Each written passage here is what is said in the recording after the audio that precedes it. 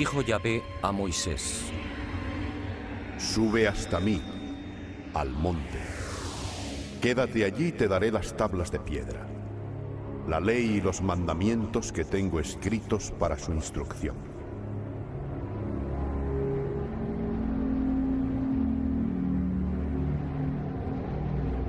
Y subió Moisés al monte, y la nube cubrió el monte.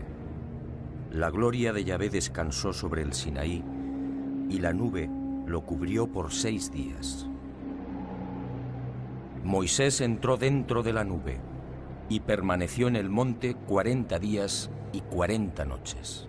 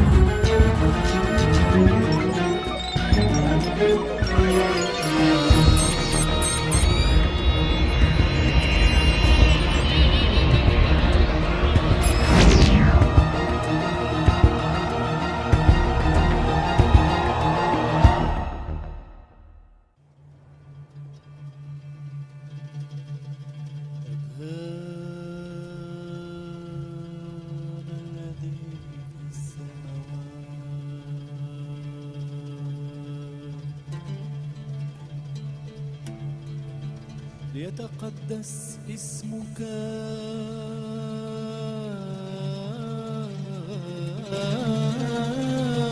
لتكن مشيئتك أبانا الذي في السماوات. Hace 3200 años aproximadamente, este gesto habría sido fatal. Al tocar el arca de la alianza, habría caído fulminado.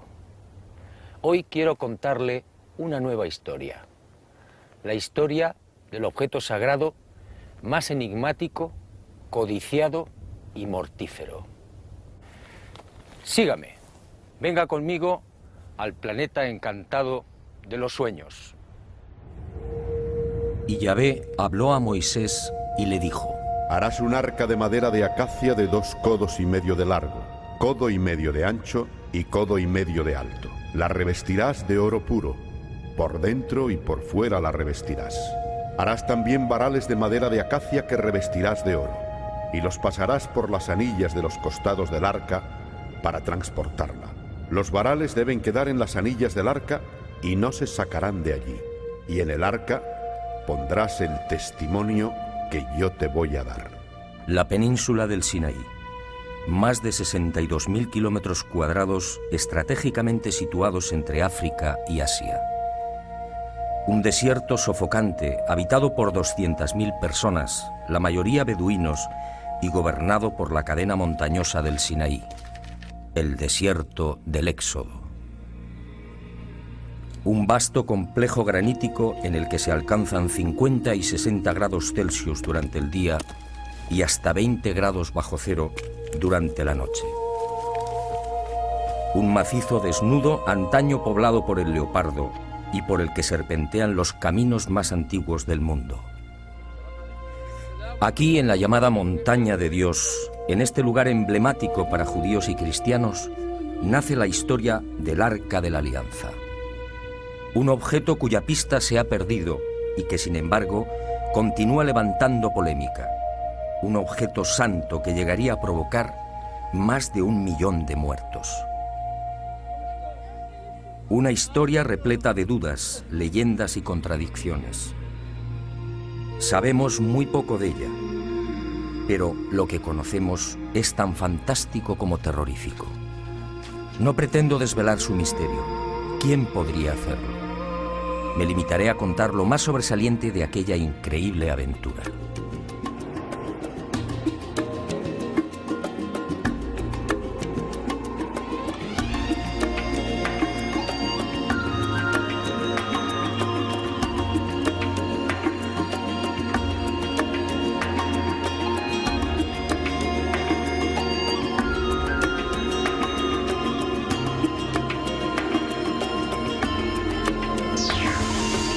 Tras sacar al pueblo hebreo de Egipto, Moisés lo conduce por el desierto. En las cercanías del Sinaí, Besalel y sus artesanos construyen el arca. Y Moisés guarda en ella los 10 mandamientos, las tablas de piedra de la ley. Y empiezan los prodigios.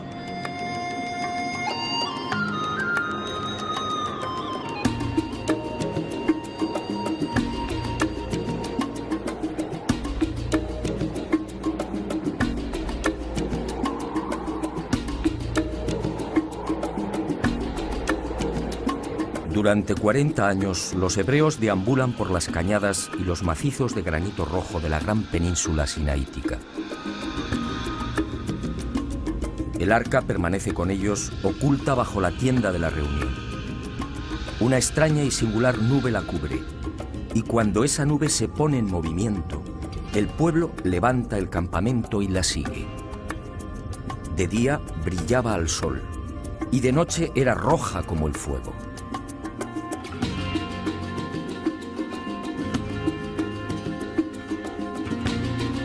Y el arca, asegura la tradición rabínica, tenía incluso la virtud de volar. Y así lo hacía cuando Moisés lo solicitaba.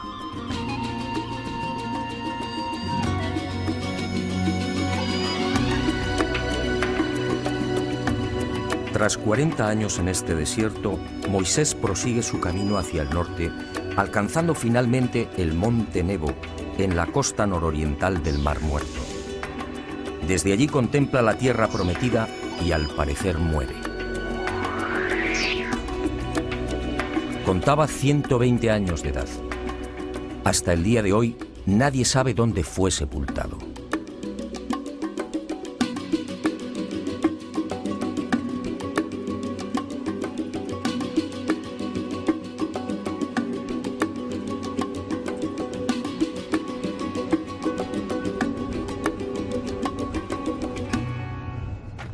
A partir de este lugar, el Arca de la Alianza volvería a cobrar un especial protagonismo. El pueblo hebreo estaba a punto de asistir a todo un gran prodigio.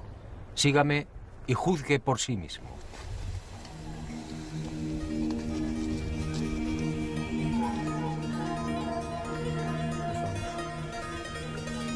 Josué, el nuevo caudillo, escuchó la voz de Yahvé y siguiendo sus órdenes condujo al pueblo hasta las orillas del Jordán. El arca fue alzada sobre los hombros de los sacerdotes y marchó a la cabeza de los hebreos. Y al tocar las aguas, el río se detuvo.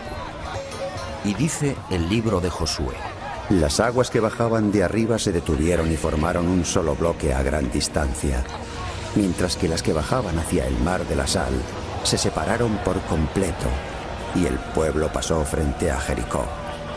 Los sacerdotes que llevaban el arca de la alianza de Yahvé se estuvieron a pie firme, en seco, en medio del Jordán, mientras que todo Israel pasaba en seco hasta que toda la gente acabó de pasar el Jordán. Y cuenta la Biblia que por delante del pueblo cruzaron unos 40.000 guerreros armados, dispuestos al combate y hacia la llanura de Jericó. Y me pregunto, ¿cuánto pudo durar el milagro?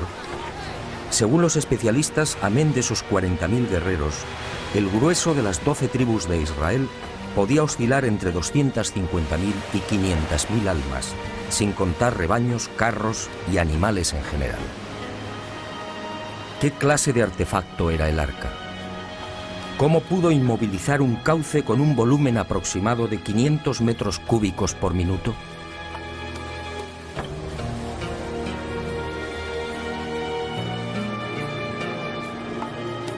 Algunos exégetas tratan de explicar el prodigio, afirmando que el corte de las aguas fue provocado por un seísmo que taponó el río con los bloques de marga existentes en la zona de Adam.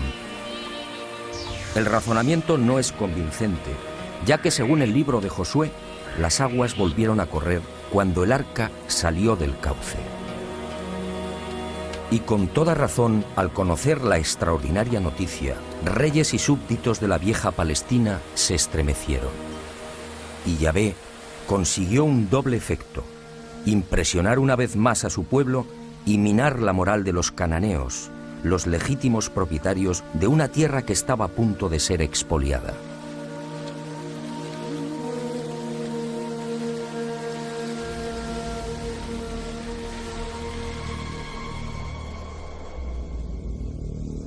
Días más tarde, el Arca de la Alianza actuaría de nuevo. Eso al menos es lo que se deduce del capítulo 6 del libro de Josué. Yahvé volvió a dirigirse a Josué y le dijo: Mira, yo pongo en tus manos a Jericó y a su rey. Vosotros, valientes guerreros, todos los hombres de guerra, rodearéis la ciudad dando una vuelta alrededor. Así harás durante 6 días. 7 sacerdotes llevarán las 7 trompetas de cuerno de carnero delante del arca. El 7º día daréis la vuelta a la ciudad 7 veces y los sacerdotes tocarán las trompetas. Cuando el cuerno de carnero suene, cuando oigáis la voz de la trompeta, todo el mundo prorrumpirá en un gran clamoreo y el muro de la ciudad se vendrá abajo y el pueblo se lanzará al asalto.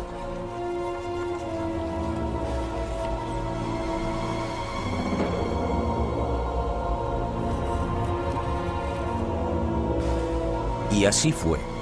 Los altos y robustos muros cayeron y miles de personas, incluyendo niños, mujeres y ancianos, fueron pasadas a cuchillo. Y el pueblo hebreo, una vez más, quedó sobrecogido ante el mortífero poder del arca. Y durante algo más de un siglo, el Arca de la Alianza quedaría en el olvido. Fue hacia el año 1000 a.C. cuando la misteriosa caja de madera y oro entra de nuevo en escena. ¿Y de qué forma? Los filisteos, el mítico pueblo llegado del mar y que en aquel tiempo ocupaba las costas de Israel, desafiaron al rey David. Las batallas se sucedieron y en una de ellas, ante la gravedad de la situación, los hebreos, recordando las antiguas hazañas del arca, optaron por sacarla del santuario de Siloé, donde había permanecido largo tiempo. Esta vez, sin embargo, los designios de Yahvé eran otros. El ejército israelita fue derrotado y ante el asombro de todos, la temida arca cayó en poder de los filisteos. Y el pueblo hebreo vivió uno de los momentos más trágicos de su historia.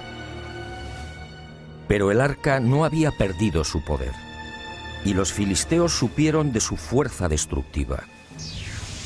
Las ciudades de Asdod, Gat y Ecrón resultarían asoladas por sendas plagas de ratas y tumores. 7 meses duró la tragedia, y los filisteos, comprendiendo, tomaron la decisión de deshacerse del arca. La colocaron sobre un carro y los bueyes, sin conductor, tiraron de ella. Y el arca fue a detenerse en Bet-Semes, un pueblo hebreo. Pero el sanguinario Yahvé no había dicho la última palabra. La alegría de los hebreos duraría poco. El arca fue depositada sobre una gran piedra. Y una noche, movidos por la curiosidad, algunos de los jóvenes burlaron la vigilancia y abrieron el arca. Y miraron en su interior. Yahvé entonces desató su cólera. Y un fuego implacable terminó con la vida de los habitantes de Bet-Semes. En total, 50.070 víctimas. En 1930, una expedición arqueológica dirigida por Robertson y Plogai descubriría en Bet-Semes miles de esqueletos calcinados. Cuando visitamos las ruinas, hubo algo que me llamó la atención. Muchas de las piedras aparecían extrañamente carbonizadas.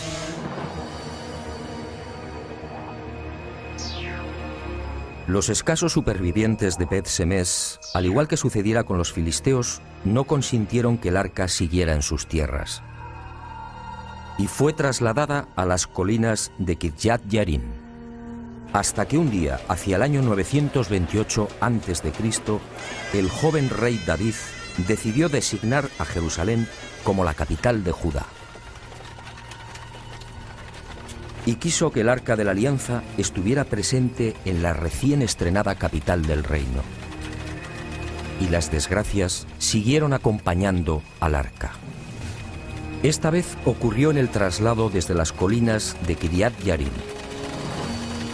A un lado vigilante caminaba Usá, uno de los hebreos que la había guardado durante esos 20 años. De pronto, al llegar a la era de Nacón, lo accidentado del terreno puso en peligro la estabilidad de la carreta y del arca. Y Usá, tratando de evitar el vuelco, extendió la mano sujetándola. El libro segundo de Samuel es contundente. Entonces la ira de Yahvé se encendió contra Usá. Allí mismo le hirió Dios por este atrevimiento, y murió allí junto al arca de Dios. No es difícil imaginar la irritación del rey David al ver caer al voluntarioso Usá. ¿Qué mal había hecho? Y David suspendió el traslado a Jerusalén. 3 meses después, los rabinos informaron al rey. La familia que fue designada para guardar la mortífera arca había prosperado espectacularmente. Solo entonces fue recibida en Jerusalén.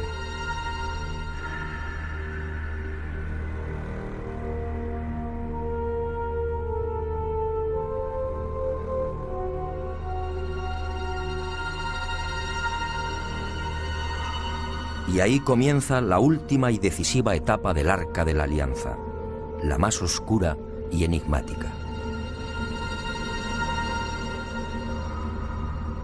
A David le sucedió su segundo hijo, el no menos mítico Salomón. Corría el año 961 a.C. El arca seguía oculta bajo una tienda. Solo el sumo sacerdote podía llegar hasta ella, y una vez al año, y siempre envuelto en una nube de incienso. Y cuentan las crónicas que Salomón fue bendecido por el arca. Compuso 1000 cánticos y fue el autor de 3000 proverbios. Hablaba con los árboles, con los peces, con las aves y con las bestias. Y su poder sobre la naturaleza fue tal que el nombre de Salomón sería utilizado como talismán. Pero la sabiduría no fue la única bendición. Salomón ingresaba cada año 666 talentos de oro, es decir, algo más de 9 millones de dólares. Su flota y comercio se extendieron en todas direcciones, llegando incluso a las remotas tierras de la India y China. Y agradecido, construyó para el arca un lujoso y deslumbrante templo, el primer templo de Israel. Una vez terminado, Yahvé se apareció a Salomón haciéndole una clara y trascendental advertencia. Si seguía sus mandatos y preceptos, todo iría bien. Pero si él o sus hijos volvían el rostro hacia otros dioses, aquel templo sería destruido e Israel quedaría como escarnio de todos los pueblos.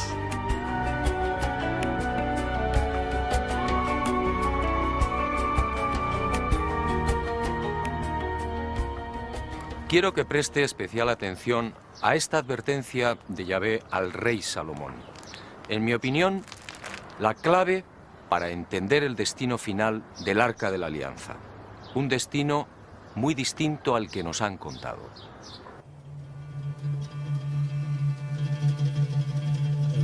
Fue durante la construcción del templo cuando Salomón solicitó ayuda a los grandes mercaderes del mundo conocido. Tamrín fue uno de ellos, y acudió a la llamada del gran rey con un importante cargamento de zafiros, ébano e incienso. Tamrín contempló la obra de Salomón y quedó impresionado. Y al regresar, trasladó a su reina las singulares dotes y el poder que adornaban a Salomón. Esa reina era Maqueda, la bella etíope que gobernaba el reino de Saba.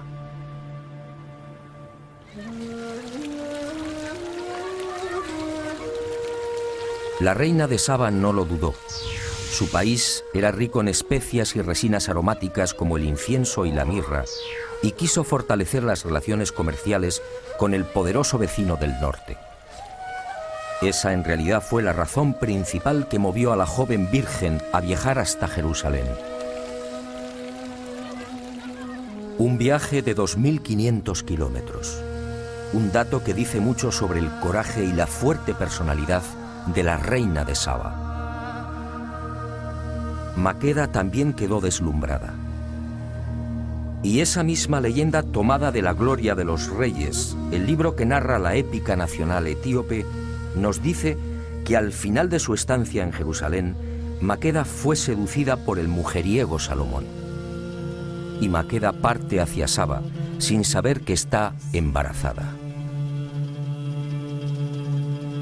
Antes de abandonar Jerusalén, Salomón le hace entrega de un anillo y le dice: si tuvieras un hijo mío, envíamelo. Si porta este anillo, sabré que yo soy su padre. El niño creció y al llegar a los 18 años, Maqueda lo envía ante Salomón. Y Salomón le da un nuevo nombre, David, en memoria de su abuelo. Y llega el día de la despedida.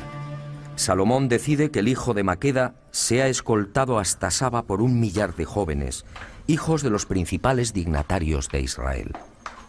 La orden de Salomón no gusta a los israelitas, y según la leyenda etíope, sucede un hecho desconcertante.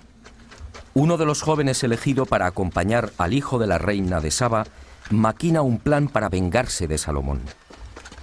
El tal Azarías, hijo de Sadoc, el sumo sacerdote, se las ingenia para robar el arca de la alianza, dejando en su lugar una réplica. Y la comitiva se pone en marcha. Pero algo extraño sucede. Y según el libro sagrado de los etíopes, según reza en la Gloria de los Reyes, el poder del arca cubrió de nuevo a los caminantes. Sin saber cómo, hombres y carretas fueron elevados en el aire y transportados así hasta el vecino Egipto. Y planeando como el águila sobre el viento, la expedición gana las orillas del Nilo en un solo día. Un trayecto que exigía 13 jornadas. A su paso por Egipto, los ídolos son derribados.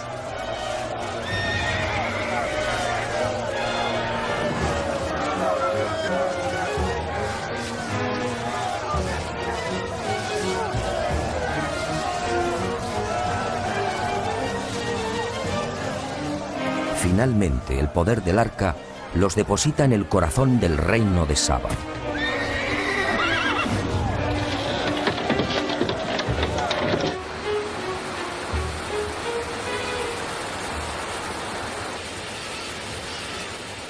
El mítico reino de Saba, un próspero territorio que abarcaba parte del actual Yemen y Etiopía. El mítico país de Pun, descrito en los papiros egipcios, en la geografía de Ptolomeo y en los libros de Mani, el príncipe persa.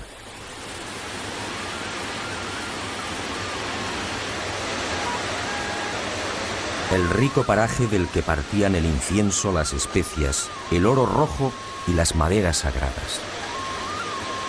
Es aquí donde la leyenda sitúa al rey Agabo, padre de Maqueda. El hombre que decapitó al dios serpiente Argüé, que controlaba y aterrorizaba a la región hace 3000 años. Un misterioso dios que habitaba en los cielos y que descendía a tierra con las lluvias. Una criatura mitad hombre, mitad reptil, que se alimentaba con la sangre de humanos y animales. Una criatura que, según los tuareg, ha sido vista en nuestros días en las ardientes arenas de los desiertos de Libia. Un ser de largos cabellos que recibe el nombre de Alma.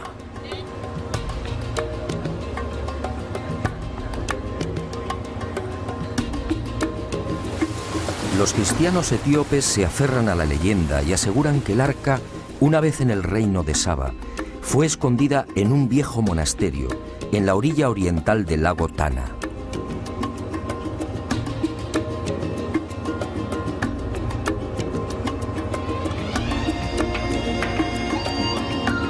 Y hacia allí nos dirigimos.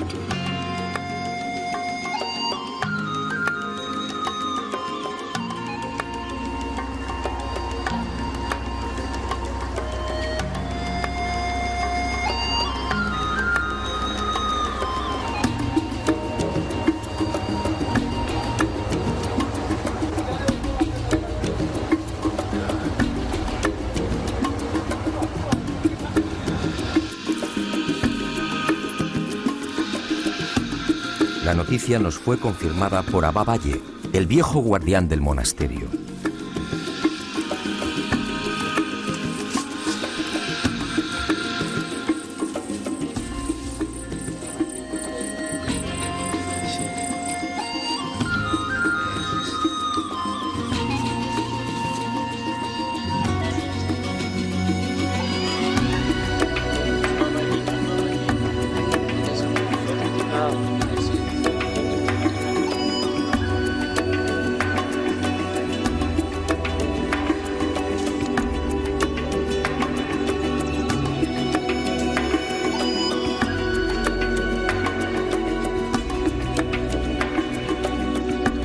Y aquí permaneció durante 1100 años hasta que el rey Ezanas se convirtió al cristianismo en el 303 de nuestra era. Entonces, aseguró Abba, el arca fue trasladada a la ciudad de Aksum, la capital del reino de Maqueda.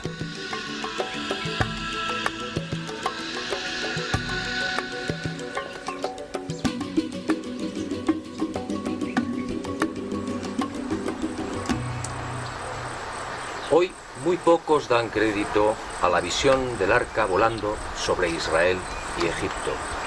Es casi seguro que se trata de una leyenda, una bella e imposible leyenda. Pero aquí en Etiopía, en el lago Tana, los cristianos consideran este tema todo un dogma, un asunto de fe. Sígame y juzgue por sí mismo.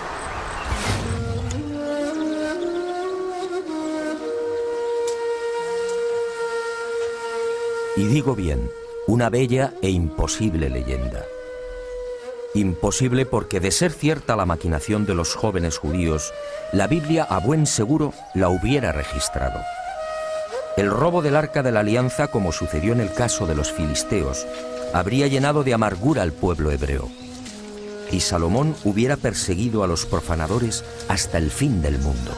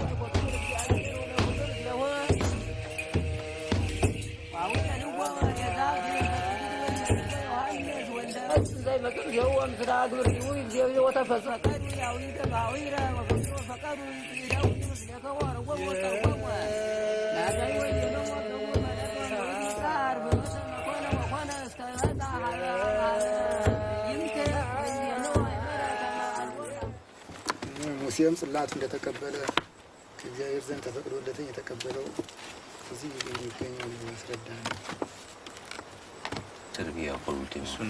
ይሄ ደግሞ ነገስት ባላም የሚባለው La investigación, por supuesto, no fue sencilla. Los propios etíopes aparecen divididos a la hora de fijar el itinerario que siguió el arca desde su hipotética llegada al reino de Saba. Para algunos, la joven reina Maqueda, al recibir a su hijo y a los 1000 dignatarios judíos, eligió una fortaleza que llevaba su nombre para guardar y custodiar el preciado tesoro. Ese lugar era conocido como Dabra Maqueda, y la reina, según la gloria de los reyes, protegió el arca con 300 soldados.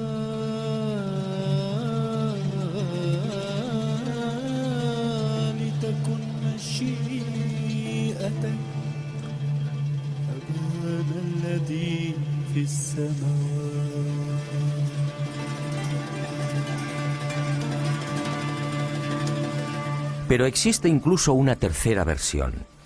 Para otros etíopes, nada más pisar Saba, el Arca de la Alianza fue trasladada a las montañas de Tigré, en la frontera con la actual Eritrea.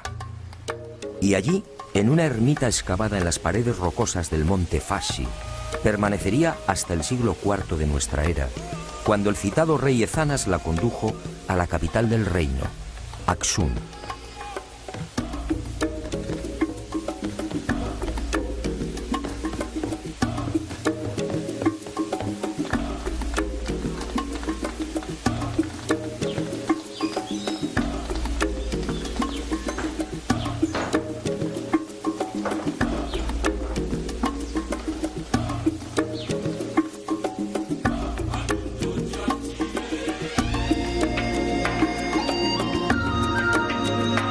Según esta versión, en la región de Tigres sobrevivieron los descendientes de aquellos 1000 jóvenes israelitas que escoltaron el arca robada y al joven hijo de Maqueda. Son los falasas, los judíos negros, una supuesta tribu perdida en África.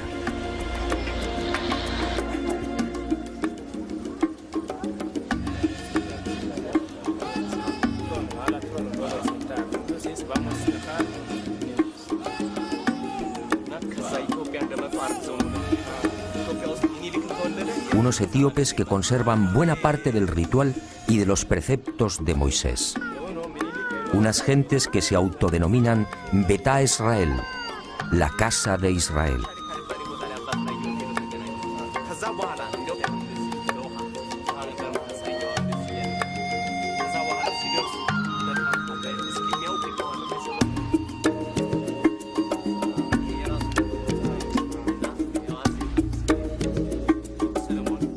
Pueblo que acepta y cree en el traslado del arca hasta Saba.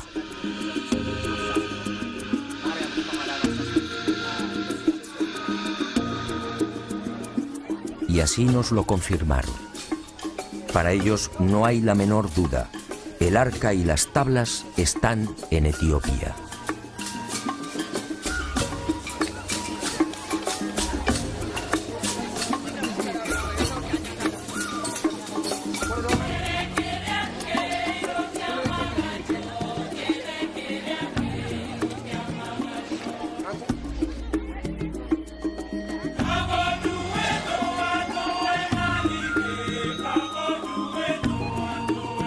Y nuestra búsqueda prosiguió, aunque como era de prever, con escaso éxito. En 1531 la supuesta arca cambia nuevamente de emplazamiento. Las tropas musulmanas de Ibrahim, alias el Zurdo, atacan Aksum y los etíopes cristianos la sacan de la ciudad, escondiéndola en la pequeña isla de Tulo Gugo, en el lago Ziguay.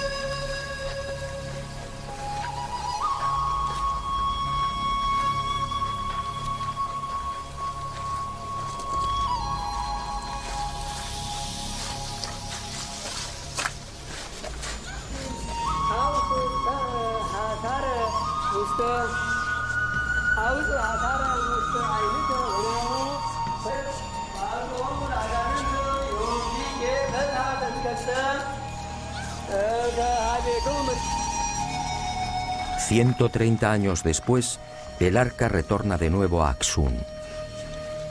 Y allí continúa según los etíopes.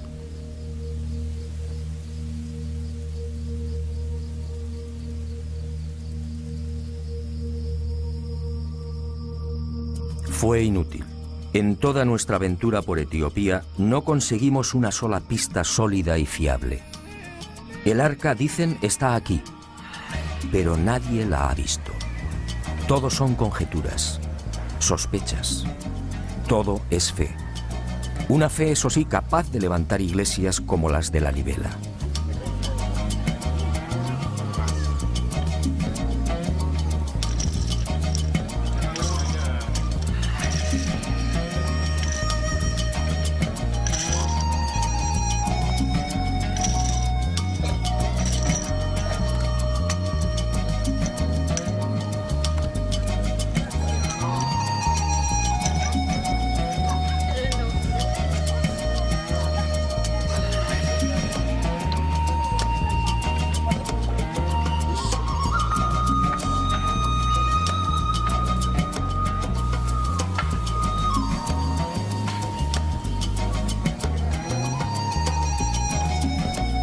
La Libela, otra ciudad santa para la fe etíope.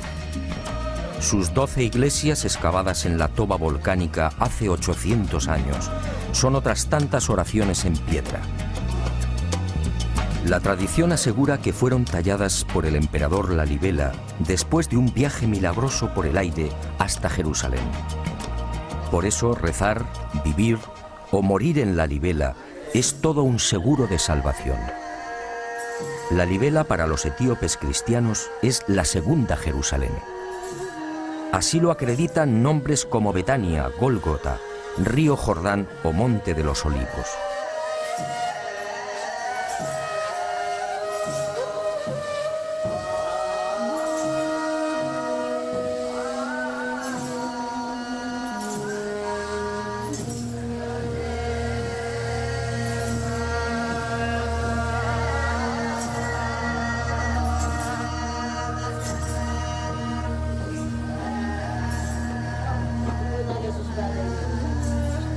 En un laberinto de pasadizos a 15 y 20 metros bajo la superficie, un ejército de monjes y ermitaños recita sin descanso el Viejo y Nuevo Testamentos, siempre en Ge'ez, la vieja lengua de Aksum.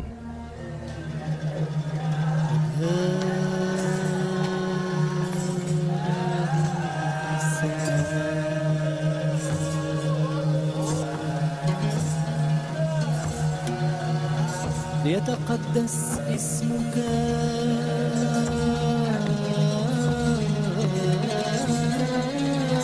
لتكن مشيئتك هذا الذي في السماء.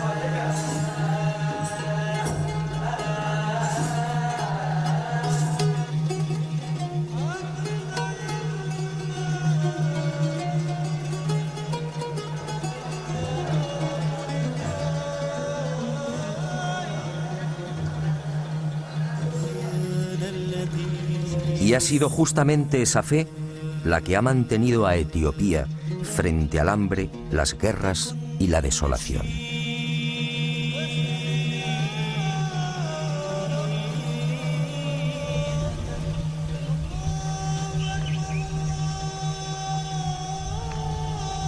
Y al fin, Aksum, la vieja capital del reino milenario.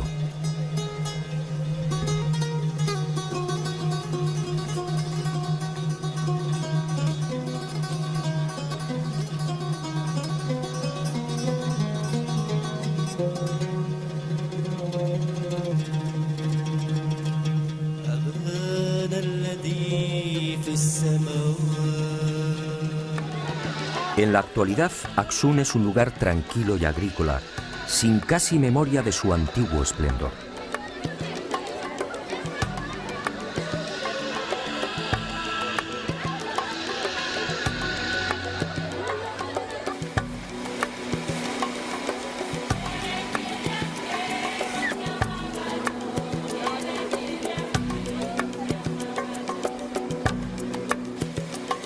Sin embargo, el pensamiento y las miradas de 30 millones de etíopes que profesan el cristianismo, casi la mitad de la población, están puestos en una pequeña capilla de esta ciudad.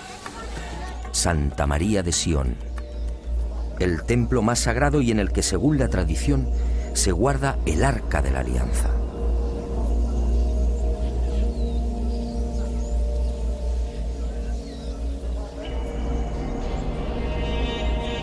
Un arca que nadie puede ver, Un arca custodiada día y noche por un monje, el abad Tekelu, que no permite que se le fotografíe. Hablamos con el abad Mekonnen, custodio de los tesoros de Santa María de Sion, pero fue inútil. Aquí, según él, se encuentra la verdadera arca, la que fue robada al rey Salomón. ¿Ver el arca? Negó con la cabeza y exclamó: Ni siquiera Haile Selassie, el emperador, pudo verla. Si usted lo hiciera, si llegara a contemplarla, añadió, desaparecería. Se volvería invisible. En el mejor de los casos, quedaría ciego o paralítico. El guardián del arca es igualmente sagrado. Nadie debe filmarle. Planeta Encantado, sin embargo, lo consiguió.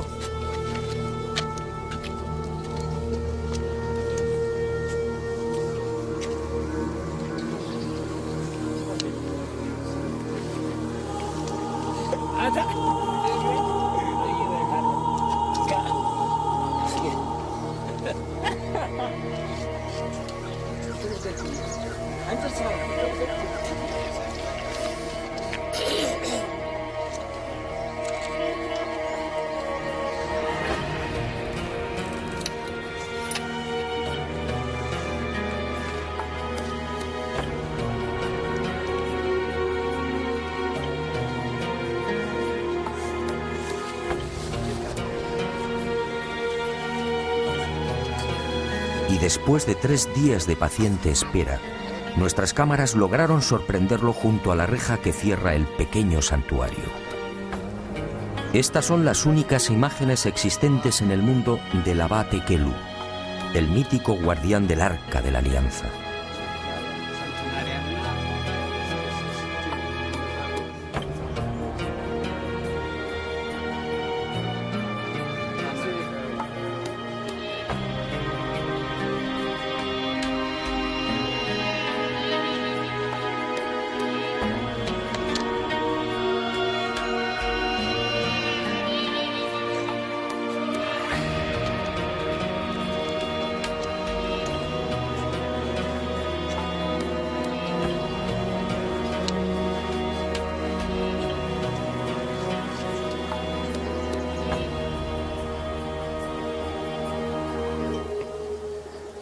Es preciso ser sincero. Los etíopes no lo aceptan, pero ahí, en la capilla que tengo a mi espalda, jamás estuvo el Arca de la Alianza, al menos la auténtica. Tanto la historia como el sentido común lo niegan. Se trataría, en todo caso, de un bello sueño, un deseo imposible. Insistir no tenía sentido. Abad Tekelu es un hombre especialmente entrenado para este tipo de visitas y preguntas. Tiene 74 años y lleva 4 como guardián del arca. Y así continuará hasta el día de su muerte. Jamás se aleja de la capilla. Hacerlo sería el peor de los sacrilegios. Abad Tekelu es el único mortal que puede ver el arca. Y fue a lo largo de la investigación cuando descubrí algo que aclaró mis ideas en esta oscura y delicada historia. La fe de los etíopes en el arca y en el hecho de que fue robada y trasladada al reino de Saba se sustenta en un libro, el ya referido Kebra Nagás, o la gloria de los reyes. Lo que no saben o no quieren saber los cristianos etíopes es que esa épica nacional fue adulterada intencionadamente. Todos los historiadores coinciden. El libro en cuestión fue armado por un tal Yesak, un monje del siglo XIV.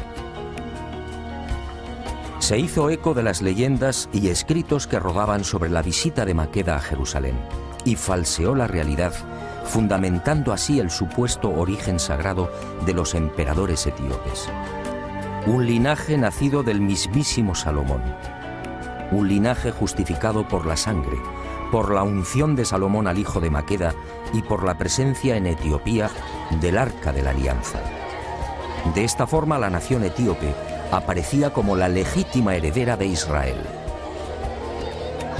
Yesak falseó los hechos. La reina de Saba visitó a Salomón. Eso es correcto. y es posible que tuviera un hijo con el gran rey hebreo. Y es verosímil incluso que ese hijo se trasladara a Jerusalén y que fuera educado en los preceptos de Yahvé, regresando a Saba con una nutrida escolta judía. Lo que no es creíble es que 4 jovencitos pudieran penetrar en el Sancta Sanctorum del templo y robar el arca. En aquel tiempo, de los 18.000 sacerdotes y levitas que atendían el culto, alrededor de 300 permanecían permanentemente en el interior del templo, sin contar el servicio de vigilancia exterior. Nadie, judío o gentil, hubiera podido llegar siquiera a las escalinatas que conducían al Santo de los Santos. ¿Qué fue entonces lo que pudo suceder? Cabe la posibilidad de que Salomón obsequiara al hijo de Maqueda con una copia del arca. Y esa réplica, en efecto, llegó a Saba. Eso fue todo. El resto es leyenda y, como decía, manipulación pura y dura. La presencia del arca en Etiopía, en suma, no resiste el menor análisis histórico.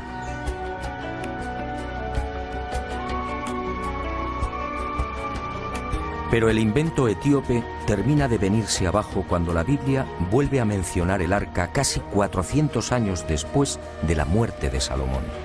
En el libro segundo de los Macabeos se rompe el largo silencio y el autor Jasón de Cirene explica cómo la sagrada caja de acacia y oro es puesta a salvo de la invasión persa por el profeta Jeremías. ¿Qué había ocurrido?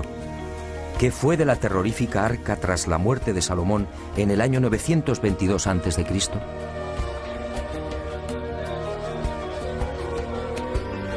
Son varias las hipótesis, aunque la clave para mí hay que buscarla en la ya referida y trascendental advertencia de Yahvé a Salomón.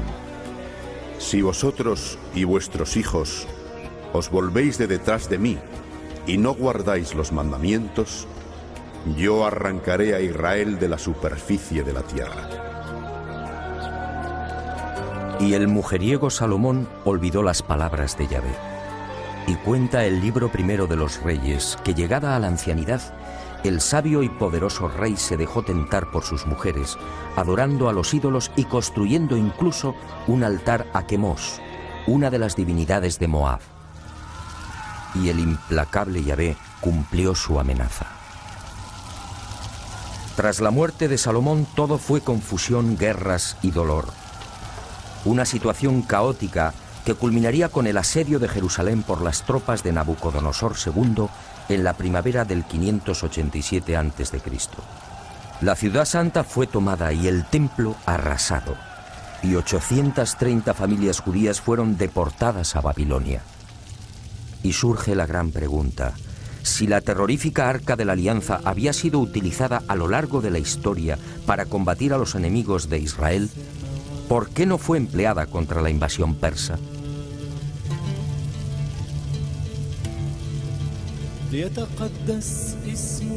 Solo cabe una respuesta. El arca no estaba en el Santo de los Santos. Alguien muy oportunamente se la había llevado.